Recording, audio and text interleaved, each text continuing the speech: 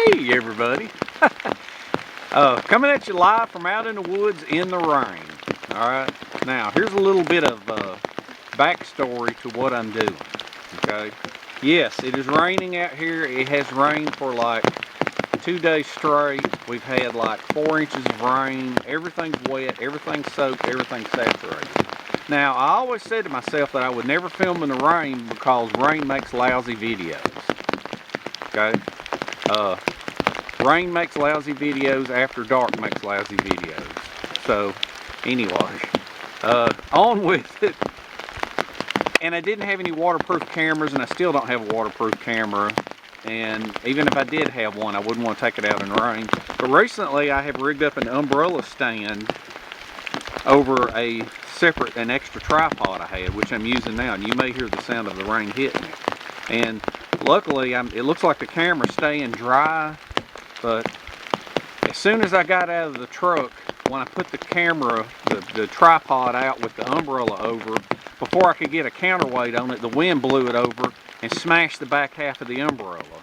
So luckily the front half is still intact, and it seems to be keeping the water off the camera, so that's pretty good. Now, one more thing. I got so much I got to think about. Oh, I would use the microphone, but I learned in my last video that when I use the microphone, as I move around, it cuts in and out. You have to kind of be standing still, so I don't want to risk it on that. Now, the rain noise may be kind of heavy on there, but, you know, maybe it's kind of cool hearing the sounds of nature. Now, a little while ago, the wind picked up really hard, and the trees were blowing around everywhere. I don't know if it's going to do that again, but hopefully I got enough counterweight on this tripod that it won't blow over. I'm going to show you a little bit. It's going to be pretty sloppy filming, but I'm going to try to show you a little bit around here about the way things look around here. Alright? And then I'll explain the idea behind filming in the rain. So now I'm probably going to be yelling at the camera a lot due to the rain being here and there and everywhere. I'm kind of running you around everywhere so that you can see it. Having to get behind it. There's the trail, and everything's wet. Alright. Now the temperature's dropping and it's raining. Okay, now what I'm going to do is I'm going to simulate. Now everybody says that you're supposed to be prepared. Okay, I agree. You should always carry some kind of tinder of some kind. Carry some fat wood, carry some little fire starters. You know, even carry a lighter if you have to. But what I'm going to do is I'm going to simulate a guy that has just gone out on a hike. Alright, and all you've got on your side is a knife and a ferro rod, because I would think that most everybody that goes out has a knife and a ferro rod when they go out. Okay, so in here I have a Mora, okay, and I have a ferro rod with a striker. Alright, that's what I'm going to try to work with. I'm gonna simulate as if I was on a hike, unprepared, had nothing.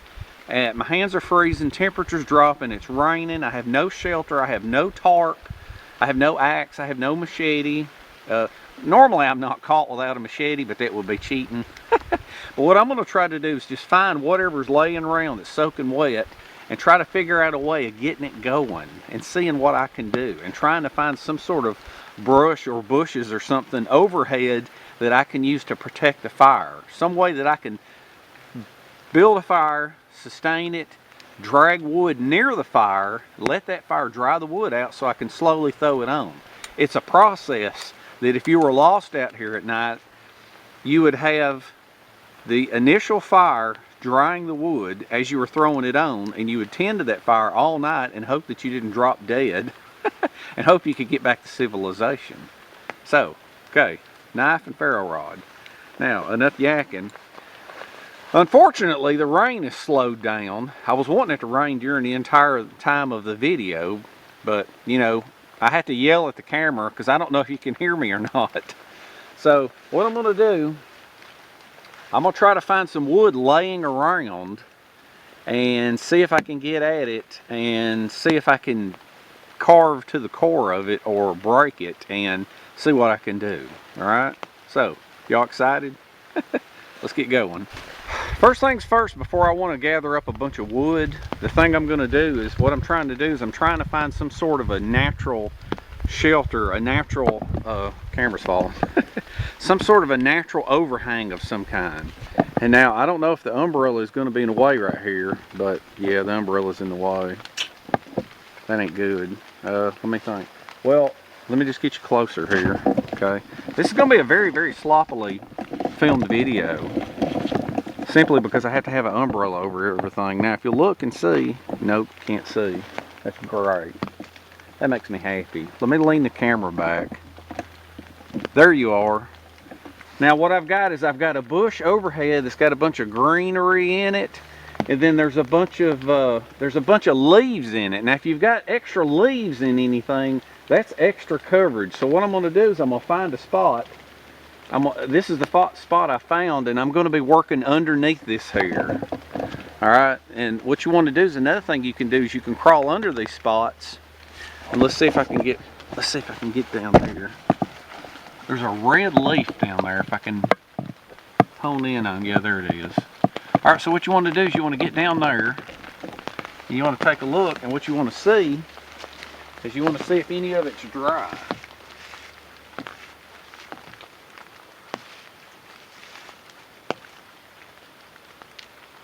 Now it's kind of saturated, but for what we want to do it with, it'll be okay. Now things like this right here that you see, branches overhanging, you don't want to ever, all situations are different, but you don't ever want to break any of these off or cut them off to clear them out of the way. What you want to do is you want to entangle them with each other, just like that. Now if it's a branch like this that has no leaves on it, go ahead and break it off. It's dead anyway. But if you've got some greenery on it, just kind of interweave it somehow in there, so that when a real heavy rain comes, it'll still be there. All right. So what we're going to do now is we're going to have to try to find some wood, and the wood is all going to be soaking wet. This is going to be a lot harder than I thought to film. I need a waterproof camera is what I need. All right, look. I got a towel to dry my hands off so that I can reach up and hit the pause button between scenes. Now, one of the other things that you can do is, if you'll find some small, I don't know, not necessarily trees, but like, I don't know, small branches, bushes, anything with some greenery on it. Thinning out a few here and there don't hurt anything. So what you can do is, you do have a knife. So what you're going to do, see if I can pull you in, make sure that I've got you seeing what I'm seeing. Let's aim this down. Maybe right there. So what you can do is take your knife,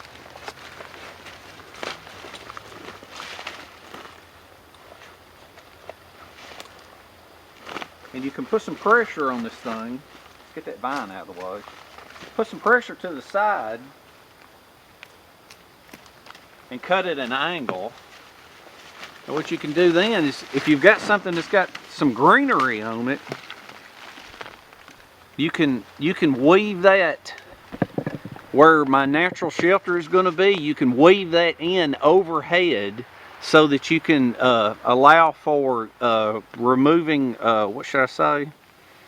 It's like you're weaving in extra vegetation to stop the rain. Now for those pesky sawbriars, if you don't have any gloves, what you can do is you can take your knife. Let's see if I'm in focus here. Nope. Let's go down a little bit. There you go. What you can do with that is that you can put your foot on top of this and pull up with your knife, and that way you can remove these old sawbriars right here. These things are horrible. They'll stab into your pants. And like in my case right now, I'm wearing Gore-Tex rain pants.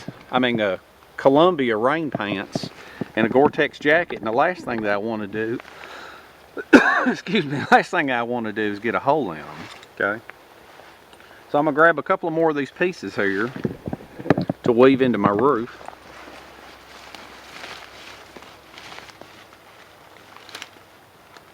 Now see, this one doesn't have much greenery on it, so I'm not going to cut it. But this one does. And this is an actual branch here that is leaned over. See, don't cut anything down if it doesn't have a lot of foliage on it. So what I'm going to do is I'm going to shove a couple of these in the roof over there before I get started gathering up the wood. All right, unfortunately, the rain has slowed down. But then again, maybe fortunately, because it's going to make a better video. But it could pick back up at any time because I've looked at the satellite and the satellite's pretty bad. Okay, now, I managed to lean the camera back, and if the wind don't blow, it won't knock it over. But what I've done is I've got all this stuff overhead here, and I'm going to show you something. Before it gets dark, before nightfall, before you even bother with getting any wood up, what you want to do is take some extra pieces of your green foliage, as much as you can muster, and you take it and you weave it overhead, just like this. And then let the rain come down and hit you in the face. All right, so you're going to put as much as possible up in here. You're literally adding extra foliage, okay? So now, what I'm going to do is I'm going to go and we're going to go and try to find some wood laying around. And no cheating on this, everything's really and truly wet. So I may actually fail on this one, but I hope not. Because for me, this is actual fire in the rain survival training for me, practice for me. You know, of course I'm always prepared because I always have a machete and some kind of fire starter. But that's not the point of the video. Now this is an area right here that is a whole lot more open. Now open is good, but not when you're wanting to have a fire. Because this whole area right here, you can scratch your foot around in the mud, and it's a whole lot muddier. Let's see if I can see right here for a minute. See, if you take this right here, see, I can feel the sogginess in it. Now while I'm down here, what I'm going to do is I'm going to lift this thing up right here. And any of these small pieces right here like this, I'm going to pick up. There's another small piece. Now this is a bad piece of wood. Watch that. See, that is not a good piece of wood. So that's what you want to do is, before you even waste time carrying it back to camp. Now that's got a little bit of solid in the middle, but I'm still not going to waste time. Waste of time, waste of time. See, that's one way. And your hands are going to get, if it's really cold outside, that's what's going to happen. You're going to wind up with your hands all wet and covered in mush. So let's try another thing right here. Let's ease you over towards this tree. Yeah, I got you. So let's pick up this big piece of wood, so maybe we'll have luck with it. All right, got a big piece of wood laying on the ground, and it's nice and soggy. But maybe it's such a large piece of wood that it hasn't completely rotted, and the rain, 2 days of rain, hasn't permeated it yet. So let's see if I can break it into a manageable piece.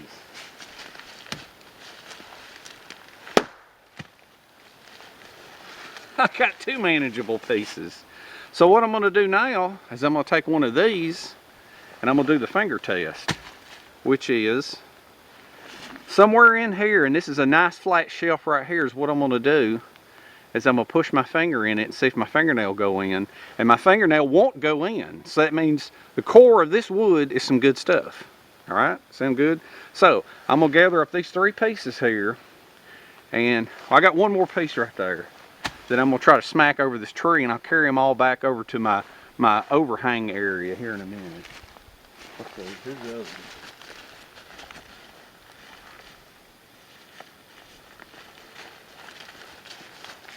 This might not be as exciting as the other videos, but I'm trying to educate you.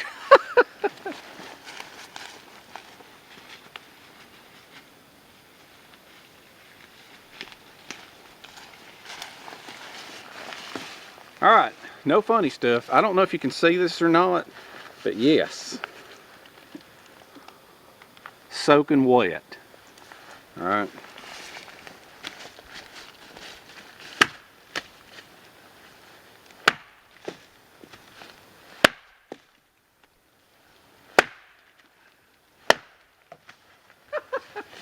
Make sure you ain't got no campmates standing behind you. Now that was a good piece of wood right there. This will be the actual wood that I feather with, okay? Because it was so hard to break. It's a smaller diameter than this other stuff. It's way smaller than this, but it was harder to break, which means it's more of a solid piece that ain't been on the ground as long. So I'm gonna gather all this up and carry it to the camp. All right, so the rain is picked up now finally, which makes me happy because that makes for a better, for the situation for today, it makes a better video. Now, let's see, let me move this a little bit closer to here. I'm gonna put this big old leaf right where the fire is gonna be. Oh, I'm gonna have to remind myself that I may have to yell so that you can hear me, especially if it starts raining a lot more. Let me adjust the camera here. There you go, there's that big old leaf right there. Now I can see what I'm doing. Never have had to work under an umbrella. All right, first thing. Now the first thing is you want to find the biggest leaf that you can find. The top side's wet, you're going to want to work off the bottom. All right, so there's the top. Now, as you can hear, there's rain, yes. There's rain, but, hey, I can't believe it. This is not soaked. This was just laying here underneath where I chose to start my fire, and it's not totally soaked, so I might actually can use that. Okay, so what I'm going to do now, since the ground is muddy, as soon as you start a fire, it's going to draw the moisture out of the ground. Well, I would rather it draw the moisture out of a little bit of wood. So what I'm going to do is I'm breaking up some of these sticks here, and I'm going to lay them here. Break this one up. Now these, I don't care if they're rotten or not. They appear to not be so rotten. You can use your feet in this situation.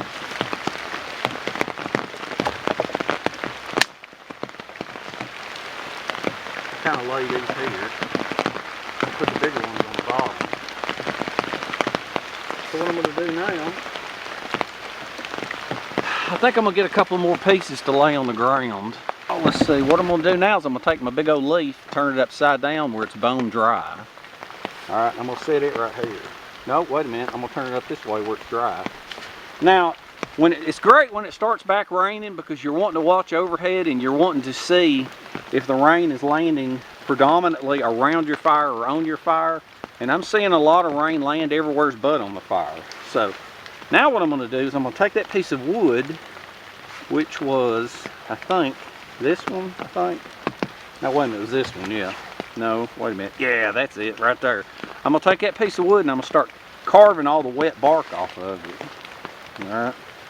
Now, my hands are already very cold, and I'm starting to lose some of my dexterity. I'm going to put that back in my pocket here. Alright, so what I'm going to do, let's see, can you see me? Alright, there you go. Alright, what I'm going to do is I'm going to start carving some of this bark off here. Now, I think this is a piece of oak.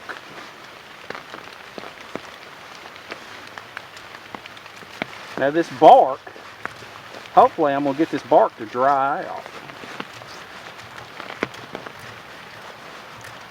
Alright, now I'm starting to get some dry stuff here. So what I'm going to do now, I'm going to lay this on top. I'm going to see if I can plant this firmly right here. Let me raise you back up. And then I'm going to carve some of this onto this leaf.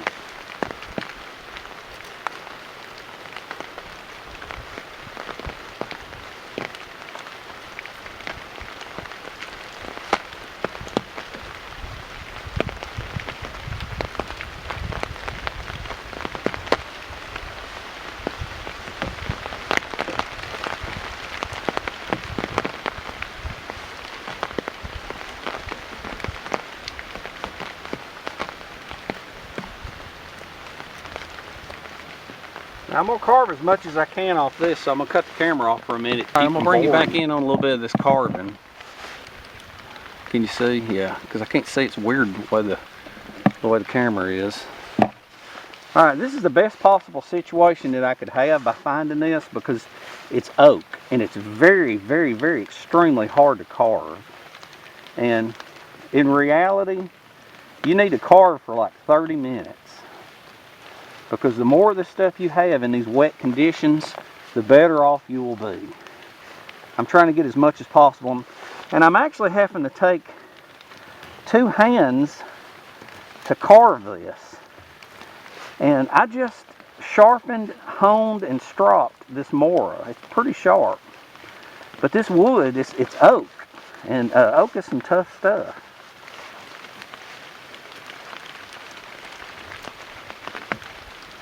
I'm trying to get as many shavings as I possibly can.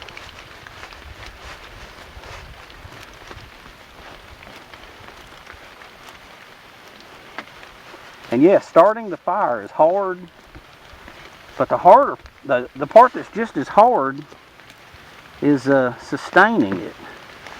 Now see, every once in a while you want to stop and get these shavings right here in a pile. Now I'm trying to lean over this as best as I can, but all the greenery up above me is really helping.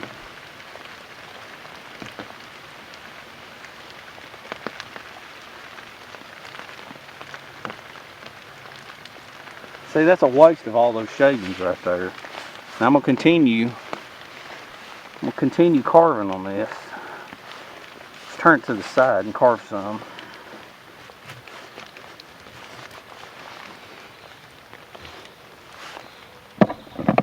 Raise it up a little.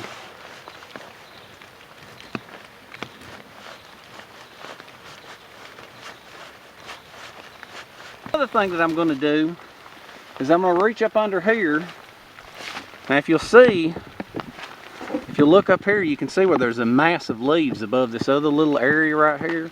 Well, I'm going to reach inside it, and I'm going to see anything I can break off by hand, I'm going to break off. And I'm going to try, that's pretty wet right there. If you can take it and squeeze it, the outside is a slimy wet. Yeah, that's a slimy wet. I don't want that. But if I can get up in here and find anything that's reasonably dry, I'm going to take it.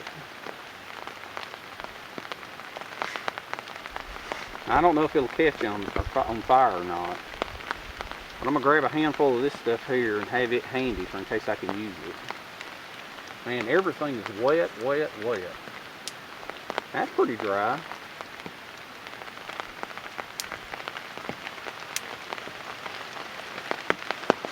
Alright, let's go back. Those are thorns. So let's go back to the fire. I've gathered some small stuff here. And all you got to do is gather up about a mountain of that stuff to get it going. So, I'm just going to see once I get these. I know these curls should burn. If I can get them to light. They should burn. So I'm going to try to do that now. Because they're getting wet. So hopefully they'll light. Sustaining it is going to be interesting. It's probably going to take a shower of sparks to get it.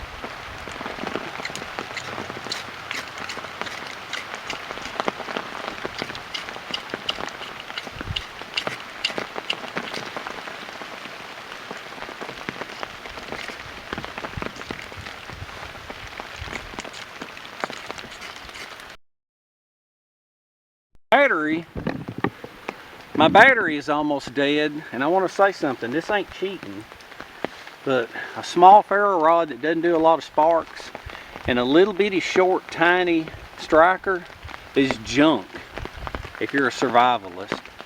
If you're a bushcrafter or a sunny day camper, it's okay, but my hand, I probably edited out 20 minutes of striking, and my hand is numb from them 2 fingers holding on to that.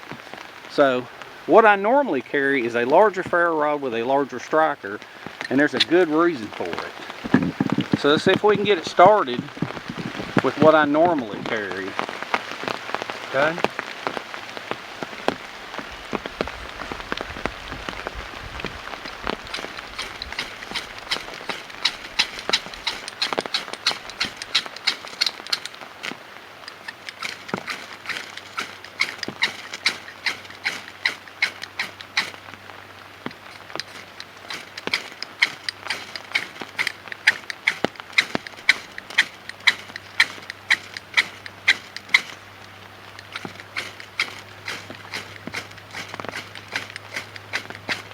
Oh, there it goes.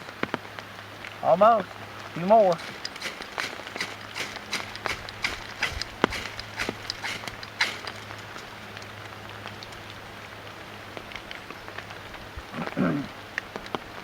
I'm definitely drying it out.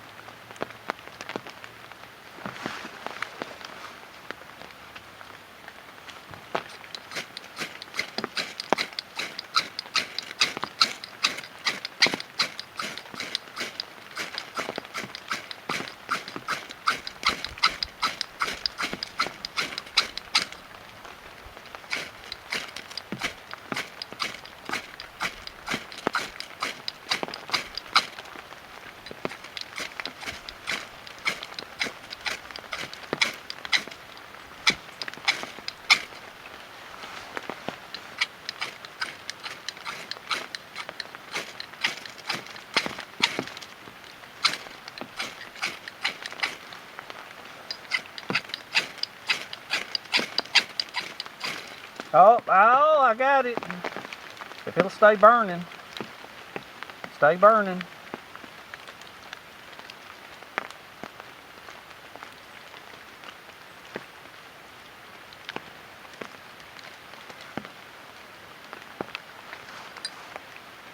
Finally got it.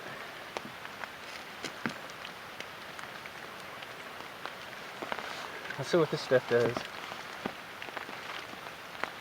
Oh, don't go out. Went out. Well, not yet.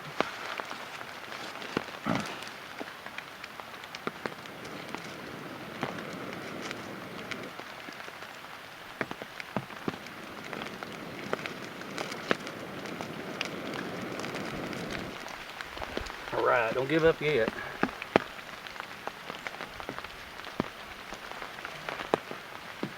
Now I'm just trying to put some of this stuff on it. I hope it won't put it out.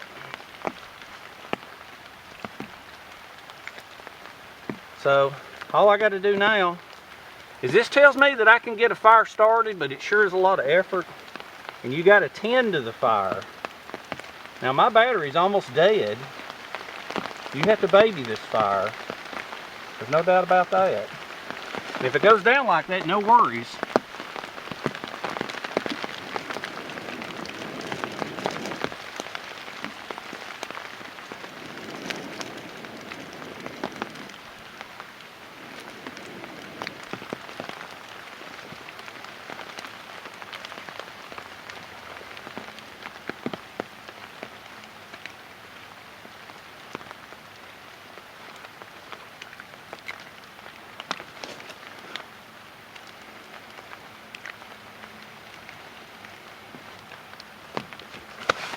That's that.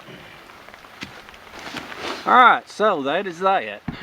Now, let's ease up here for a minute with some closing statements. Okay? Everybody always carries a knife. Okay? Most people carry a ferro rod. And this is actually larger than most ferro rods that people say are survival ferro rods. You know, a lot of those bogus sites, they'll sell those little bitty tiny ones with the little bitty strikers that aren't any good. Now, if you're going to carry a little tiny striker, a couple of strikes, you're okay. But if it's a bad situation and it's cold and it's wet and it's raining, don't carry this. This is not good. Always be prepared, even if it's just a hike. Because this big beast here, the 1/2-inch ferro rod to me is my standard. It's what I carry. I don't rely on them little bitty things, and I just proved myself why I don't. And you shouldn't either. So you could see it took a shower of sparks. It probably took a total of, I mean, even after I shaved them off a log, I guess there's so much humidity in there. We're at 100% humidity. And so if this was really a bad situation, you should carry a lighter, but you should know how to use a ferro rod, and you should carry the proper ferro rod. Make sense? Now, if I would have shaved off that log for an hour, I would have had enough shavings to keep piling them on and piling them on. And that's what it takes. I had a good, all right, I don't know where that other camera cut off, but I wound up having to go get my other camera, the one that locks up on me, because the battery died on that one because I'm using my older cameras. But anyway, I don't even remember what I was saying when it got cut off. But basically, as you can see, I did get a flame, and I kept blowing it, and it would die down, and I would blow it, and I would die down. So basically, two things that I'm going to show you about this are, this is a learning experience. It wasn't necessarily for entertainment. It was more of an education. Go out in the woods when it's raining and try to start a fire, and take just a knife and a ferro rod. And you'll also learn what they call EDC, everyday carry, where there should be your hiking carry. Well, your hiking carry should be a ferro rod you trust, no matter what. Or, like most of the actual survival experts say, always carry a lighter. And another thing, if everything is soaking wet and drenched, please have a pile of shavings. And if you have to, lean over them shavings. And instead of a Gore-Tex rain jacket like this, wear a poncho. That way you can hang the poncho overhead and nothing will get wet. So I hope this was a good learning experience, and you could see the showers of sparks it takes when it's 100% humidity and everything's soaked, even when you've got red oak shavings that are shaved off. Evidently, it's true what they say, that when you shave off shavings like that and get to the core of the wood, if you've got 100% humidity, that dry wood slowly starts soaking up the moisture in the air. And I believe it, because that is a shower of sparks. And I edited out a lot of that showering. But hopefully it was a good learning experience. This was an honest video. I didn't lie about anything. This is just the way it is. And hopefully we shall see you in the next one.